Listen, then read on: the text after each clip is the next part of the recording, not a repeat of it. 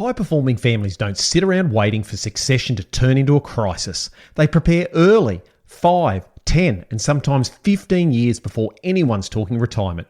That's what the dozen families at our last Roadmap workshop came to do, and they rated it 9.5 out of 10, with feedback like, "I finally understand where I fit. We've got structure and clarity now, and we should have done this years ago." They walked in uncertain.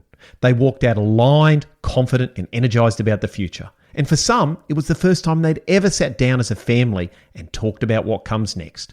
We ran 4 Roadmap workshops this year, and every single one sold out. The most recent one was almost entirely families who were on the wait list. In 2026, I've only got capacity to run 2 of them, and they will sell out again. So if you want first crack at the seats when dates open, get on the wait list now. Join agricoach.com.au/take action. That's www.agricoach.com.au/take action. All right, let's get back to the episode.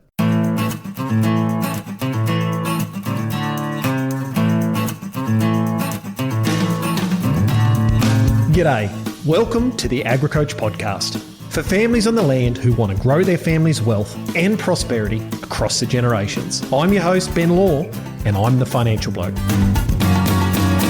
Our guest today is Kate Burke, and Kate's joined us on the podcast before in episode number 83, where we explored what really drives performance in a family farming business, challenging the idea that profit is simply a function of rainfall, scale, or commodity prices.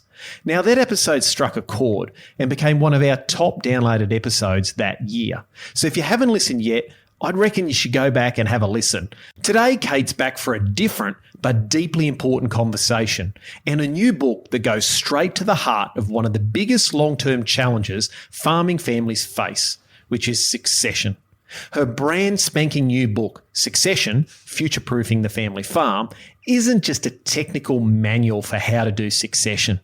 It's a human guide for families asking the hard questions before they get to the lawyers, accountants, and spreadsheets. What I respect most about Kate's work is that she focuses on the numbers and the structures, but also on the people, the fears, the perspectives, the misunderstandings, the preparation that truly determines whether a family thrives across the generations. Now, today we're going to unpack a few things. Firstly, we're going to talk about why capable families seem to avoid succession as well, why preparation matters far more than timing, and some of the first practical steps every family can take. Now, if you want to get ahead of succession, rather than fix the shit fight later, this is going to be a conversation for you.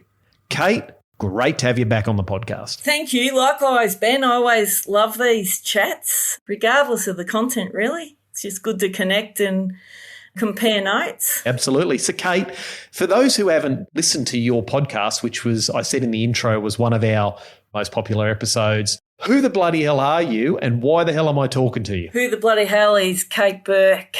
Kate Burke is a middle-aged woman from Victoria who developed from a farm kid into an agricultural scientist, and now I've had nearly 40 years, 35 years in the grains industry predominantly, and helping farms prosper and stress less. I used to do that technically, agronomic advice, things like that, applied research.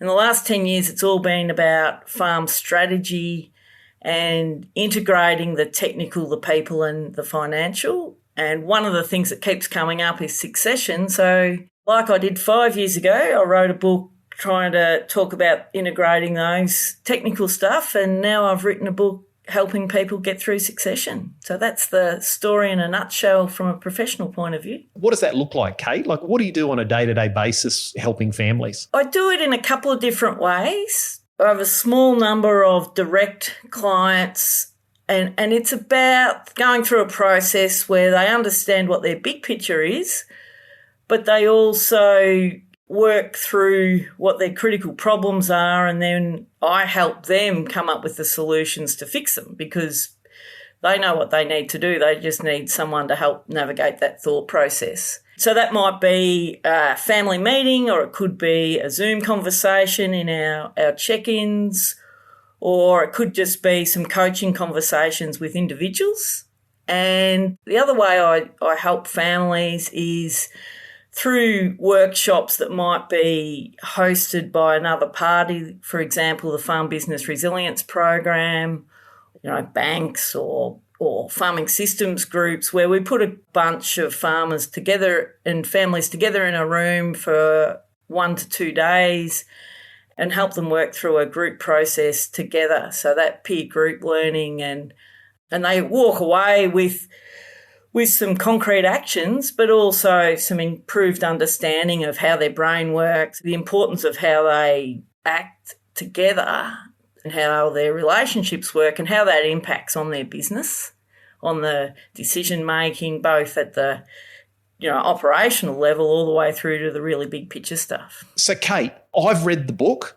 You've done a great job.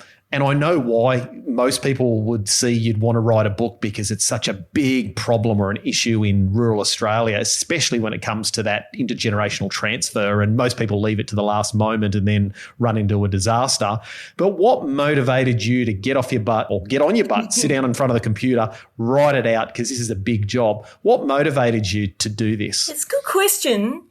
It was really that I was seeing lots of good advice out there, including your own advice, strong messages about starting early and involving the family and, doing this, doing that. But at the same time, the statistics are really poor on satisfactory succession. So less than half of farms have, and you'd know these stats better than me, but there's a lot more people unhappy about succession than there are happy about it. And I thought, well, the messaging that's coming out at the moment isn't resonating. So we've just got to look at it differently.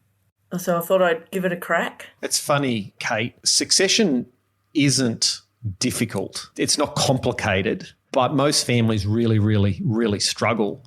So why do you think, from your point of view, most families struggle to even address it, or at least avoid the conversation or the project to get it started? So I'm going to generalise here. So there's a disclaimer there. So if there's people out there listening and you think that doesn't sound like me, well, that's perfectly normal, because there'll be people that this won't resonate with. Farmers in general are problem solvers, and they're hugely independent. They like to work the problem out for themselves, and they're proud of being able to be practical problem solvers. This is an issue that may not be within their normal area of expertise. So let's say there's sheep yards, and there's always one spot in the sheep yards that's a bottleneck. Get out there, have a think about it. Your intuitive brain will work it out, and probably just head off, grab the angle grinder and grab the welder and a bit of steel and fix it. Succession's a bit more complicated than that. And if we don't know the answer, we don't want to deal with it. So that's one of the reasons, because the answers aren't obvious. Yeah, in the too hard basket. Yep. And we feel shame that we don't know how to do this. We feel like we should know how to do this. And so we ponder it for 40 years and we still can't come up with the answer. So I think that is part of it. And then I also think it's a family and a human issue. So the fact that it's outside of the normal day-to-day expertise and things we're really good at, and the fact that it's deeply personal and we feel shame that we don't know the answers, two of the big issues. The other one is nobody wants to play umpire or team selector when it's your own family. One of my workshop participants said, I feel like I'm the selector of the Pennant Bowls side, and I'm going to be giving, some children a game of bowls and others are going to miss out, and I don't like it. So when you don't like things, we naturally want to avoid them because we feel safer avoiding them. Yeah, I think that's a really good point. And look, to add on to that, I think what I quite often see is, especially in really good, capable families, not the sorts that you go, wow, they'd have trouble. It's the fact that a lot of them just don't want to feel like, the next generation doesn't want to feel like they're pushing mum and dad out, so they sort of hang back. Mum and dad and the family don't want to offend each other. We don't want to have those difficult conversations. That creates a bit of conflict or uneasiness in the family.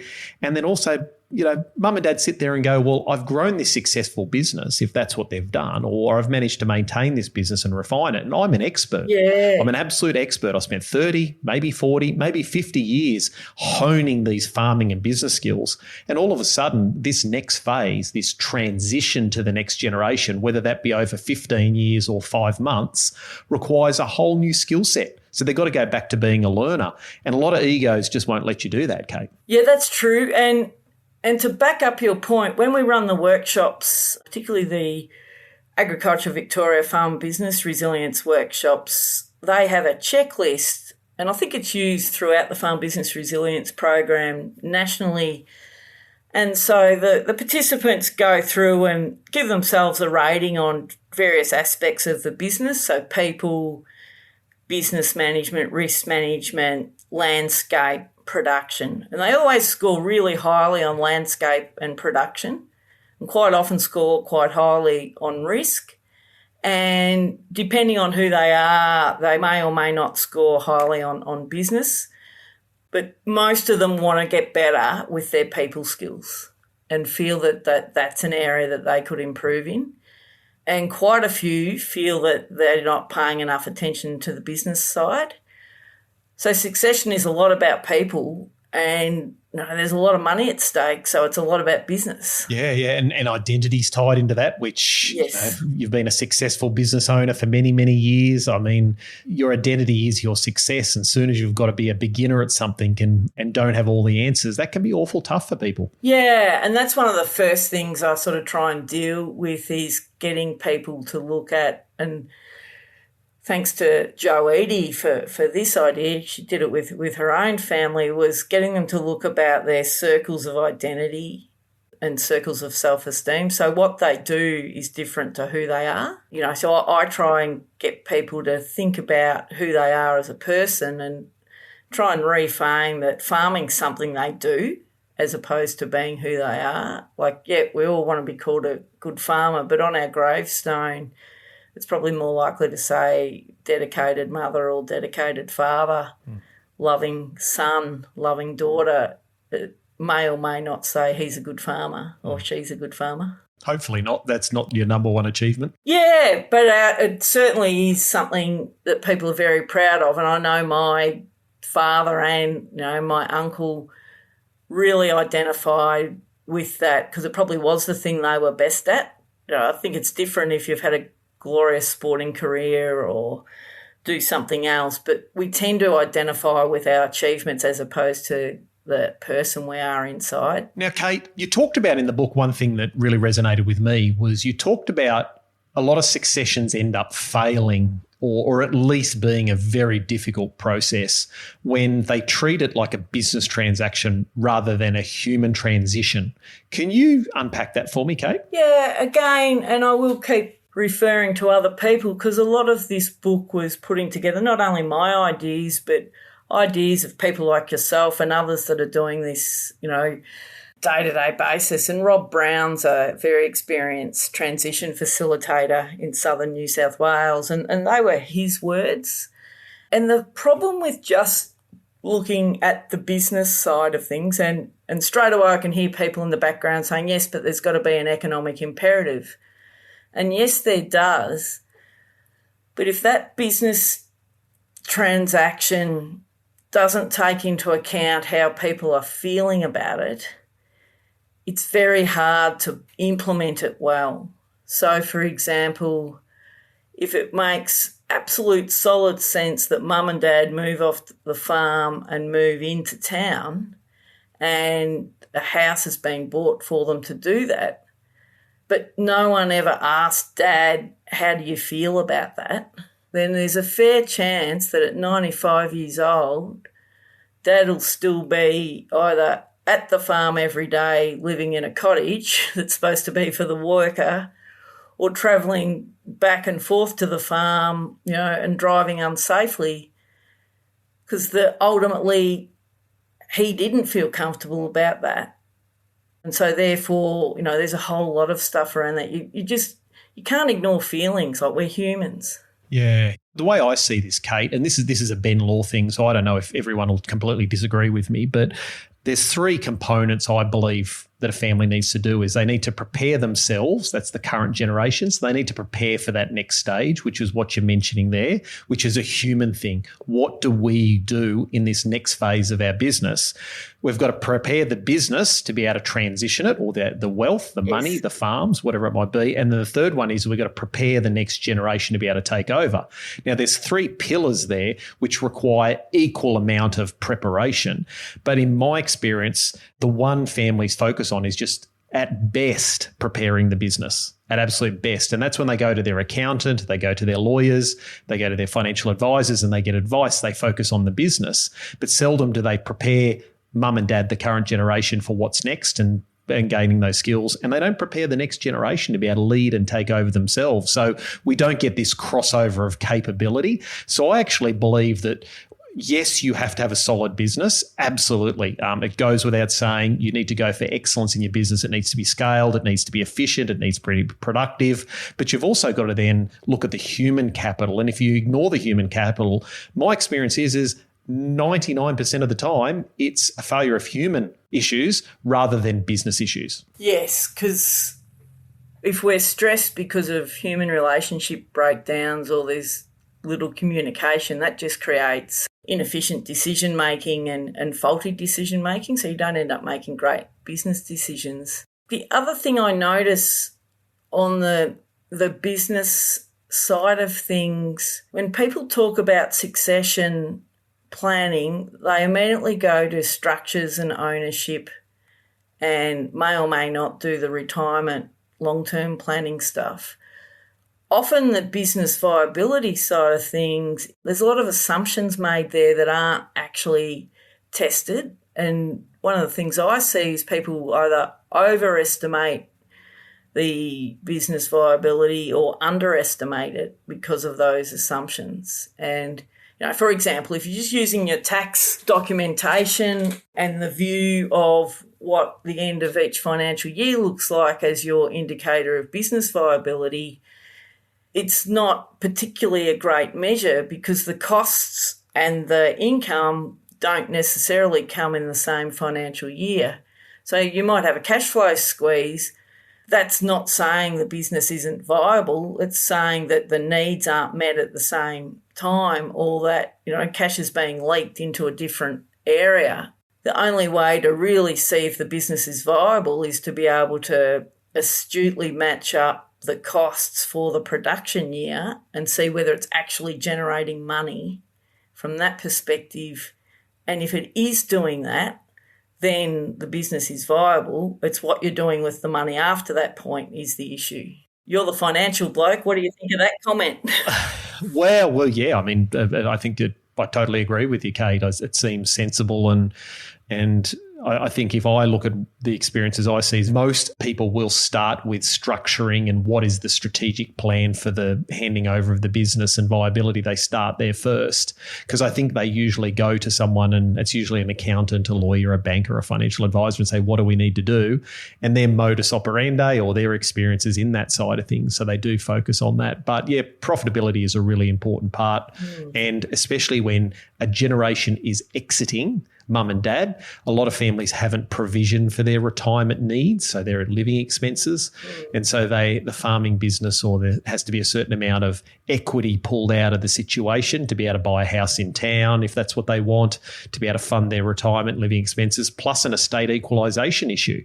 You know, if one child or multiple children come back to the farm, what about the other siblings? How do we actually provide a level of fairness within the situation? So, yeah, that could all play in and get awfully complicated. It can, and I guess that's where, by taking a step back and going through a process that looks at all these things in a sequence, once we know what we need to do, like all those practical things you were talking about, you can actually get quite creative about how you get there, as you know, and particularly if you've got time on your side. You know, if people are doing this at a younger age, like the parents are in their 50s or even younger, and at worst case in their 60s, you know, there's still quite a number of years to be able to generate the means for all the things you're talking about and to pay those things out. if we just go straight into that stuff without actually thinking everything through, like our caveman brain just takes over. And it's just hard to see any solutions because it's all too overwhelming and too stressful. And if the entire world's saying, I don't know that this is going to be viable, and, the cost of production's gone up and there's no money in farming, and all the negative stuff, the cost of living, all the things we're hearing every day on the news, which are true for some, but there's a lot of really successful businesses that get caught in that negative mindset when those general mantras don't actually apply to them. They might be sitting on 95% equity, have very strong productivity, so their actual cost of production is quite steady, apart from the occasional blip when there's a world crisis. And they're doing really, really well, yet their mindset is polluted by sort of negative mantras of such a noisy world that we live in. And so I guess a framework I provide in the book is about how to cut out that noise and really focus on your own business. Because there's, again, three things is I think if I was a genie and I could wave a magic wand and give people three wishes when it came to succession, other than just make it work, would be number one is for them to start early. Number two would be have the right mindset. And number three would be surround themselves with the right people. And that comes down to people, peers, family, friends, but also your professional advisors. Because I believe, Kate, the most successful families I see, they've usually got a really solid mindset and a pragmatic but optimistic mindset about succession. And I think if you go in with an open mind, a pragmatic mindset and a positive outlook that we're going to make this work regardless of what happens, and you start early enough, very few families would fail. The number one reason succession plans fail and family relationships are permanently damaged is a breakdown in communication. Because when families don't know how to have the hard conversations, trust erodes, resentment builds, and silence does the damage. The families who preserve wealth and protect relationships make succession look easy because they don't just focus on structure and strategies. They build the communication skills to make clear decisions, manage emotions, and protect trust before the pressure hits. That's why I use world-class communication expert Katie Godden in our high-performing families community. Katie's communication training program, Grassroots Communication, teaches the exact skills top families in ag use to increase trust, increase family alignment, and strengthen long-term relationships. If you want to get ahead of the game, head on over to katiegodden.com/grassroots and use the code AgriCoach for 15% off. Because the conversations you avoid today create the problems you inherit tomorrow. That's right. And a key to it is owning your numbers and knowing them well and owning the process so that it's not Joe Blow, the lawyer's fault, or Jane Moggs, the accountant's fault, or Kate Burke's fault. This is our process, and we're using these people to help us get along the way on a journey. Yeah, and this is like the grand final for most people. I mean, I talk about 50 to 60 being your acceleration phase in your success. And this is the pinnacle. This is the grand final. If you can build all this wealth and these farms up or have a really solid operation, if you hand it over to the next generation, my question to you is if you fail at that point, have you actually won the game? Yeah, and it's actually an exciting thing. And so grand final's a good way to look at it, and premierships and premiership minutes if you play a game that's in halves. Because we've sort of been talking at it from a negative mindset almost ourselves about what goes wrong, why aren't people getting this right, blah, blah, blah. But if you look at it from a strengths-based point of view, the ones that do this well, do, as you say, they respect their people, they own their numbers. Most importantly, they invest time and money in the process and attention. And I think that's the key. It's the investment isn't just about how many dollars you pay a lawyer or a facilitator or an accountant. The investment is in your time and attention and your commitment. And the ones that do really well and get to the end of the day where they may have set a goal, 5 years ago, our business needs to be this big in 10 years' time to facilitate the number of people that need to be part of the business. And then they put their attention towards that growth, but also towards a profitable business.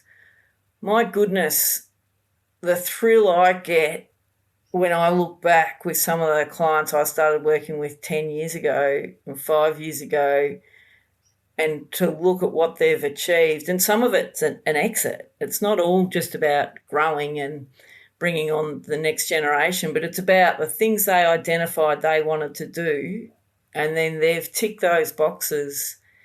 And it hasn't been easy, and there's been discomfort, and there's been stress, and there's been a few arguments and, a few grumpy phone calls, but they've persisted. So it is just like that footy season. You've just got to persist and put in the hard work. And if you keep making excuses that, we've got to run the farm, we can't put our attention into this because we've got to do that, we've got to do this, there's always something that we're putting our mind to that could be less important than this process. So time can be made for it, but it takes commitment. People owe it to themselves to turn up to, say, a meeting, their first ever meeting, whether it's with a solicitor or their accountant or somebody else, to be organised. Come to that meeting with your list of properties you own and the titles, and even just the list of paddocks and the hectares and who owns them. Come prepared with the farm performance stuff. Do the back of the envelope sums to understand what your equity movements have been over the last few years and where your liabilities stand. This is all stuff you don't actually need help to do. It's just paperwork, and it can all be done on the back of the envelope. Biggest waste of money, particularly if you're paying for professional services that bill in 7 minutes, is to be scratching your head going, I don't know, every time they ask you a question because you haven't done any pre-planning. I got on my soapbox then. That's okay. I couldn't agree more. I mean, if you want to win the game, you've got to be prepared. You don't turn up for a grand final if you haven't done the work. So, Kate, what are you hoping people will get out of this book? There's 2 sets of people I'd like to talk about. So one is the people that are farming families, and I've written the book to them, and the message, I speak to them. But it's also for the professionals that deal with families, particularly those in the financial advisory, the law, the accounting services, and also the accidental consultants that may be an agronomist or a vet or a stock agent but get lots of questions about these. So they're the 2 groups, and what I want them to get out of it is to think bigger and think more broadly about succession, and think about it in terms of, what it involves. And I'll use an example. When you think about succession, it's often about land and a place and a community. It's about family, and it's also about the business. So by looking at, I suppose I just invite people and give them lenses to look through. And then there's the family itself. And we often talk about the generation coming through and the generation who are phasing out or slowing down. But a lot of the troubles come from, there's a connected generation there, or connected members of the family who may not get the opportunity to farm, but they're still very connected to the family and the place. And they're not invited to the conversation. And so this is probably the lesson for the advisors. Often the advisors, particularly the accounting firm, the family accountant, has a relationship with the family business members, but not a relationship with the other 3 or 4 siblings.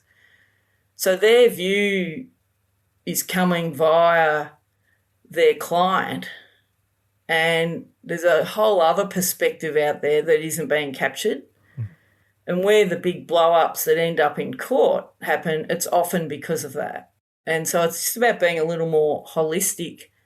And the other side of that is how to then navigate these conversations and how to play nicely along the way. And I guess I call it wholehearted thinking. So, elevating the emotions up to the same level as the economics and doing it with empathy. But that's a skill set that we're not natural in, because none of us like discomfort or awkwardness. But there are things you can do, and I guess, in the book there's I think there's nearly 100 questions, or it might even be over 100 questions just to get people thinking. And I want them to have deep thought before they rush into actions where they go and set up structures, think they've done all the mechanical stuff, but there's a whole world of layers underneath that could, just blow the whole job up. It's kind of like a preparation, not data gathering, but getting a lay of the land of what the important things are and allowing people to think deeply. Yeah, it's pre-season training is what it is. It's a good analogy, Kate. I like that. I guess that's my area of expertise, is pre-season training for succession rather than succession itself. It's getting all the ducks in order so that individuals, particularly those with the power, the names on titles, so, mum and dad, most commonly, and sometimes it's 2 generations of mum and dad still with names on titles. It's getting clear on what you want, because you're the decision makers ultimately, having the courage to make those decisions, but also getting an understanding of other people's expectations rather than assuming them. And if you start with that basis and the farm strategy is sound and the business is viable, then the ownership structures and how they might work over a period of 20 to 30 years, and the tax considerations and stamp duty considerations and estate planning considerations, all of those things will follow. But you'll just have decision paralysis if you actually haven't thought about what you want. And I think that's a really important point, Kate, and that's what I liked about the book is most people I come across, it's this terrifying thing, succession. They've seen so many people fail in this process. And for me, it's not terrifying because I understand what's got to be involved. I've seen plenty of them happen. I've helped plenty of families through the pre-stage. And I think by being able to read the book, people can get in and go, oh, that's what is involved. And it's like a monster. When you're a kid, you're terrified of monsters. You turn on the lights, no monsters there, we're happy. And I think if more families can actually read about this, start to understand all the moving parts, it actually does demystify the process and makes people focus on the points that are important in a bit of a logical manner. So in other words, like you said, we don't start putting the cart before the horse and start on tax structures and entities and who's going to get what. We've got to go back to the beginning and start where we're supposed to start. And I think that's a really healthy part of the book. And my biggest pitch to people out there listening is if you want to get an understanding of what's actually involved in succession, how to get prepared early, how to know what you've got to do in pre-season training, I think they'll be well ahead of most people out there and will demystify the process and get rid of a lot of that fear, which seems to stop people in the tracks and make them avoid the whole conversation. Yeah, that's what I'm hoping to do, is to basically hold the reader's hand and help them in a private way to work through their fear. And not everyone's a reader, but I've written it in a way that is fairly engaging and easy to read. I know with my previous book, some of the feedback I had was, I'm not a reader, but this is the first book I've read in 30 years. And this second book is written in a similar style where I really want to wrap my arms around people and say, look, I understand why you're feeling the way you're feeling. Let's break it down a bit and let's see how we can work through that process. I just know with difficult topics for myself, my own personal development and business development, I need that private space of reading with no one else can see the look on my face if I'm sitting in a workshop, or sometimes it's confronting to be sitting there with an advisor. You've got all this imposter syndrome and they're saying all this stuff and all of a sudden you've got lost. This happens to me, my accountant, all the time because he's young and so he talks really fast. And I'm going, hang on, go back. I've just lost that. And so, here's someone at work does business strategy for business.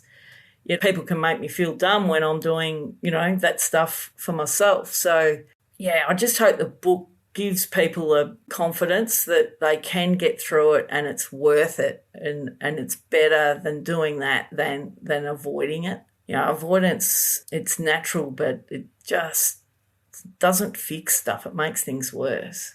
Well, it multiplies the problem, Kate. you have kicked the can down the road. That can gets bigger. It's not a can that you're kicking down the road in my eyes. It's more like a snowball. You let it roll down the hill a little bit more, middle a bit more, and then it becomes a big issue. Whereas if you start early, my philosophy is when it's a little baby, it's a little small snowball, we can sort that out. It's not a problem when we go along the process. We just don't want to leave it till later. And I think this is a great first step for families, is to be able to have a read of the book and go, oh, I kind of get that. That makes sense, because it's written in very practical, simple, down to earth solutions. But you've also got practical things people can go and do to actually start the process. And if I looked at this and went, well, if everyone said, righto, we're 5 to 10 years off succession, everyone have a read of this so we all know where we're going, you're going to be ahead of everyone else in the game. Yeah, and it is that practical stuff, like spend some time sorting out your accounts if it's a bit of a mystery to you, and prioritise that. Spend some time thinking about what your future looks like in various stages of your life. Be honest and realistic about the family dynamic, and is it realistic to expect some of your children to work together, or should you be, from an early stage, aiming to have 3 separate businesses? Things like that, rather than force people together under the assumption that we have to farm together because of scale. Have you actually done the maths to test those assumptions? Is there a different way we could look at things? That's the sort of stuff that you can do anytime without having to wait. It's just being able to, I sort of frame it in 3 ways. It's what's possible, so reframing that uncertainty into possibilities. What's possible, then what's probable, and then what's practical. So, and you sort of eliminate choices along the way, but rather than, well, we can't do this because of that, and we can't do this because of that, and we can't do this because of that. So you're cutting off all these choices without actually seeing whether your assumptions are true or not. Again, that's the boogeyman. If we're not willing to look at those issues and analyse them properly, we can make some terrible decisions, be frightened by them. Yeah, and I guess, the message to the professionals that are being asked for their advice along this way is for them to approach it with an open mind as well, and be less sure of what the outcome needs to be, and be solution focused. Because sometimes I see, if there has been a family that's been struggling with cash flow, for example, and there's some assumptions there about the business isn't viable, well, let's look at fixing that problem and seeing if that problem is fixable before we start counting out possibilities. Like, there could be somebody within that next generation that has a different mindset and can actually make it really work. No, totally agree. So, Kate, as we start to wind this up, if you had to give 2 types of people advice, I'm going to ask for 2 pieces of advice here. Number 1 is you've got, say, a family that's 10 to 15 years out. Where would you start? And if you had someone that had been fumbling the ball around and they're right at grand final day, what's your 1 piece of advice for that type of family? I'll do the easy one first. So the ones that are 10 to 15 years out, is I think that's where, with my sort of the domains I talk about, thinking about your purpose and your perspective, then who's interested and attached, what's the farm business viability, what's the farm strategy like before you get into the ownership. I'd probably start in that sequence, really, like almost look at it as a strategic exercise. So the first thing you would do is to be having conversations about what you really want and by when, and then you've got 20, 30 years to work backwards. So look at it as a whole of business, whole of family strategy. That's for the ones with time on their side. For ones that don't have time on their side, is just ask someone for help. That's sound advice, Kate. What would your advice be to those 2 questions? Oh, I probably concur with you. I mean, for the people 5 to 15 years out, that's my sort of sweet spot where I operate in, Kate. And my advice to them is start thinking about your plan 10 years from now. Like, where do you want to get to? Get really focused on that and start thinking about what you want the next phase of your life to look like early, so that you can work towards achieving the life you want to lead. And for those, find the right people. And if you talk to someone and you start getting some help and it's not working, crack them off, go find another one. Don't have one crack at it and then all of a sudden go, oh, this succession doesn't work. Find another person, because there's some great people out there. And sometimes it takes a couple of goes to find that right person or those right people. Give it a couple of cracks. And if it's important to you, if your family's important to you, if your business is important to you, this is a non-negotiable, and treat it that way. Don't treat it as something you'll deal with later, because later will end in disaster. That's right. And I have used the analogy of getting your prostate checked before. That, if you put it off, that can end in disaster too. Couldn't agree more. Couple of points before we talk about book availability and things, Ben, is 2 big points. One size does not fit all. There is no recipe. Yep, cookie cutter. So because every family is different. Every family and every business and every sector, you're all different.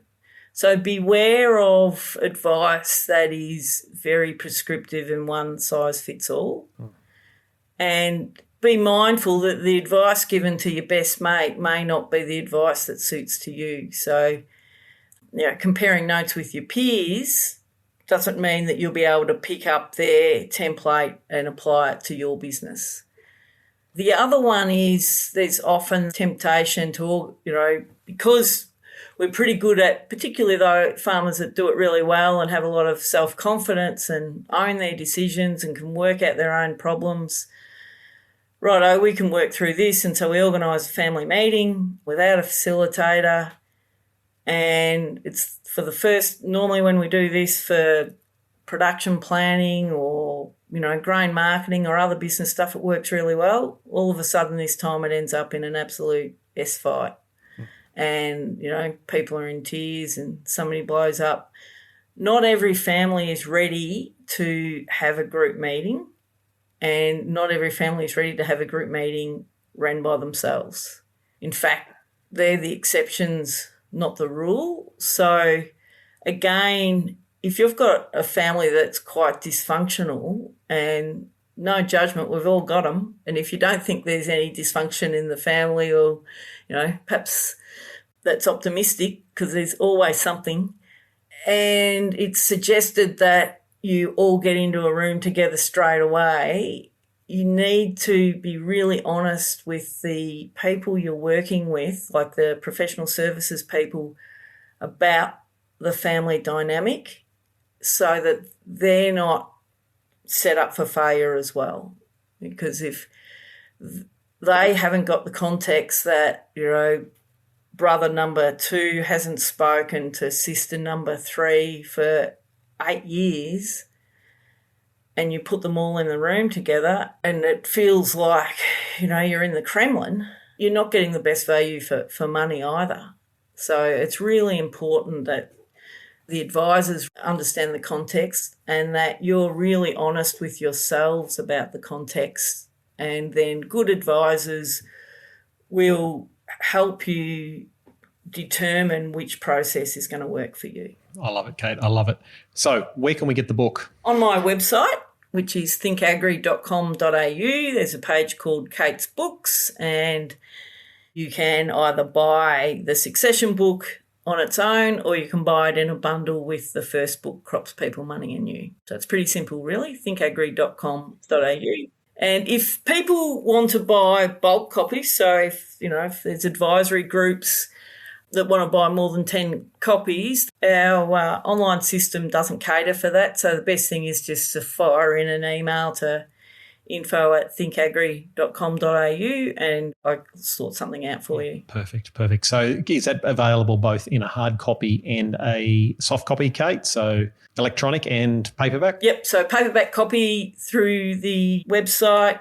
The ebook's available on all the usual places. So if you do a search for the ebook on your favourite ebook place, you'll find it there, plus these links off the website. And people have been asking about an audiobook. I will record an audiobook sometime this year when time allows.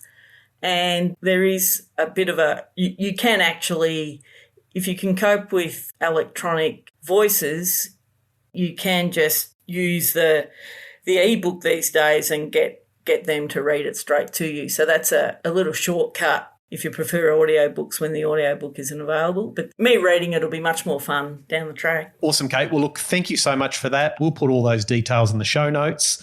I think you've done a great job with the book. It's very personal. I think there's some great advice in there, and I think it really will set people up that read it to have a good understanding of what's involved actually in the process and get them really start deeply thinking about what they want to achieve long term. So, Kate, is there one last final thing you'd like to leave any of their listeners before we sign off? Just be kind to yourself in all of this and, take the first step. It's a very non-confrontational way to make a step forward.